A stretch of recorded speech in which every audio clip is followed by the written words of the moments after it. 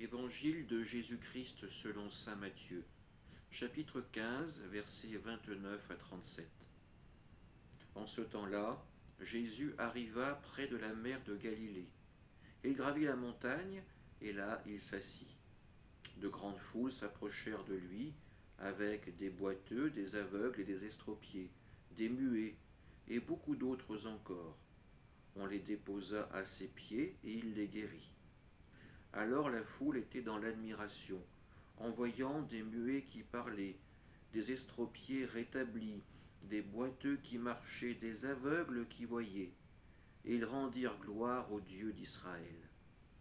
Jésus appela ses disciples et leur dit : « Je suis saisi de compassion pour cette foule, car depuis 3 jours déjà, ils restent auprès de moi et n'ont rien à manger.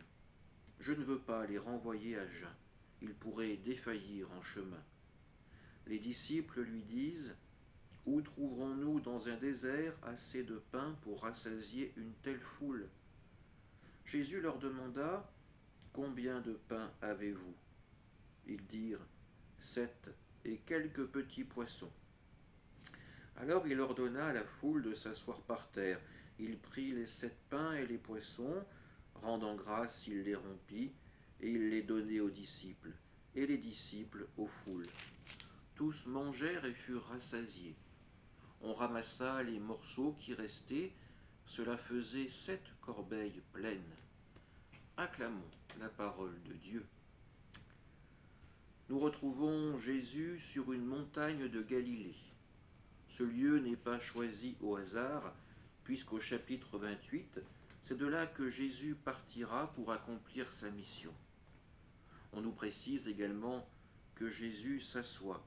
Cette posture, généralement, c'est celle de celui qui va donner un enseignement.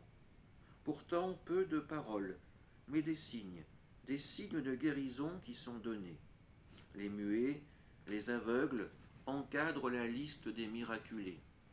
Peut-être que Matthieu fait à son lecteur une allusion à la guérison de l'aveugle muet, guéri au chapitre 12.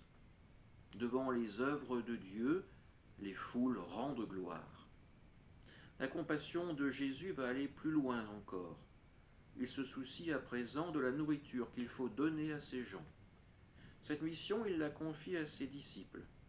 Ceux-ci sont pris de court, pas l'ombre d'un commerce essentiel dans les environs, uniquement le désert. Jésus ne renverra pas les foules malgré la supplique de ses disciples. Il les questionne : « Qu'avez-vous » Leur réponse doit être gênée : 7 pains et quelques petits poissons, même pas des gros. Et pourtant, avec ses maigres réserves, Jésus est en mesure de nourrir cette foule. Il y aura même des restes. Dieu n'attend pas de nous des choses extraordinaires. Avec ce qui est petit, ce qui est jugé dérisoire, il accomplit des merveilles. Bien souvent, c'est nous qui mettons un frein à l'action de Dieu. Osons faire confiance à Dieu, laissons-le nous offrir le pain de la vie, celui qui nous fera vivre pour l'éternité auprès du Père. Amen.